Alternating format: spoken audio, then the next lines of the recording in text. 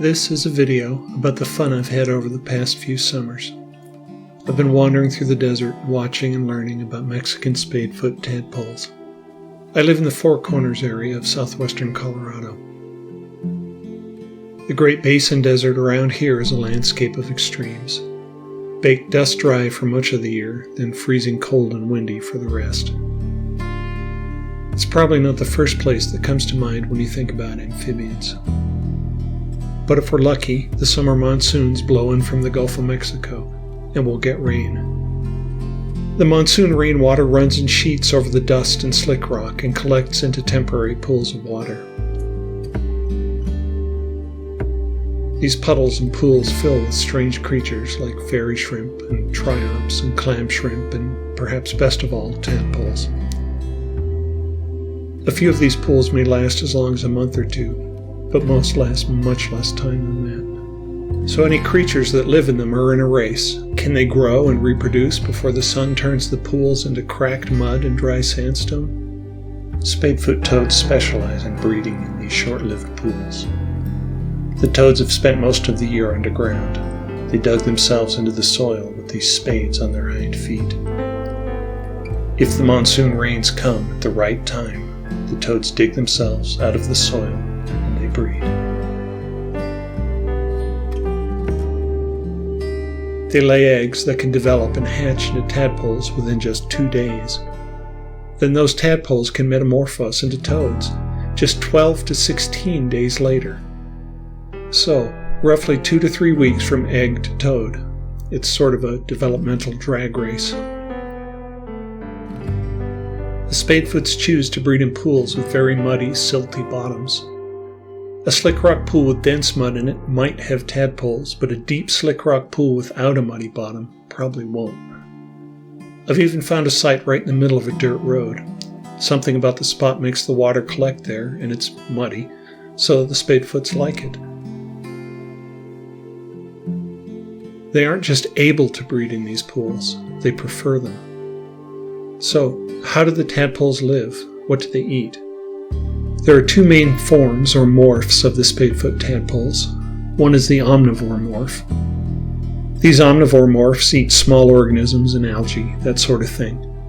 They have a round, sort of pudgy shape to them. The other is the carnivore morph. These tadpoles specialize in meat eating.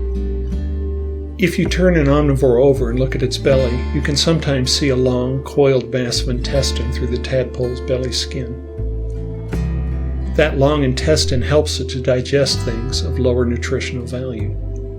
The omnivores scrape algae and microorganisms off of surfaces. They've got big, flexible lips, and those lips have rows of keratinized teeth that act as scrapers. You can often see them scraping microorganisms and detritus off of the surface of the water even. Here's a better look at the rows of teeth on the labia of an omnivore morph tadpole. The other form of tadpole is the carnivore morph. It's more adapted to eating easily digestible, nutrition-dense food like meat. Its body has a relatively svelte form since it only needs to hold a short intestinal tract. It's got larger jaw muscles and a more aggressively hooked beak, better for tearing at flesh. At hatching, all of the tadpoles are omnivore morphs.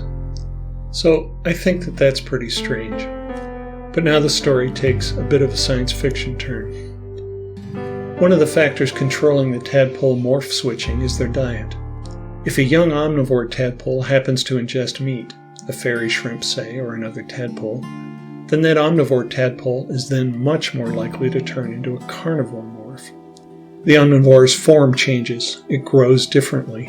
Its body shape, its behavior change. It stops being a mild-mannered, algae-scraping filter feeder and starts being a meat-eating predator.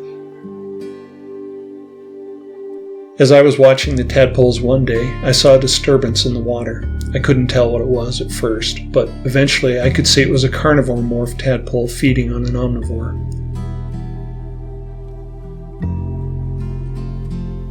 I think the part of the Spadefoot's life cycle that's the most fascinating to me is when their water's nearly gone, when the tadpoles are in the final stages of their metamorphosis from aquatic creatures to terrestrial toads. They're sprouting legs, changing shape. The tadpoles are in weird intermediate forms, half toad, half tadpole, neither fish nor fowl. They remind me of the illustrations from medieval bestiaries. Their pools are water in name only. The pools are mostly just a skin of liquid over mud with the thin, slick consistency of pottery slip.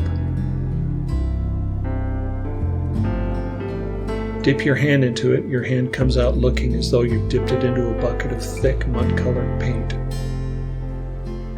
When the tadpoles swim through the muddy slurry, the wakes of their tails draw beautiful arabesques of mud.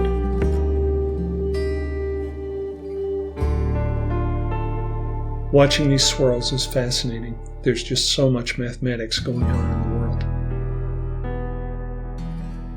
Now with the water drying and the mud thickening, the tadpoles that still have underdeveloped legs are in trouble. It's easy for them to get bogged down, stuck in the edges of the pool as the mud dries and the sun bakes. That's probably how this tadpole died, stuck in the mud. This little fellow, though, is further along in his development. He's able to semi-hop and crawl through the thick mud.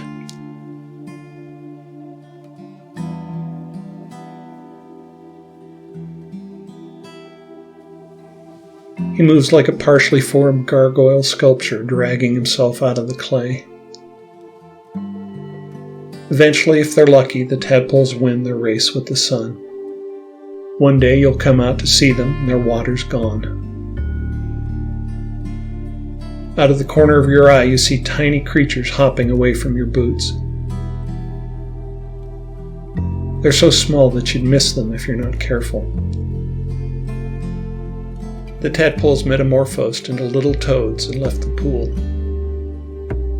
They'll eat as much as they can, then they'll bury themselves into the soil and wait for the next summer's rain.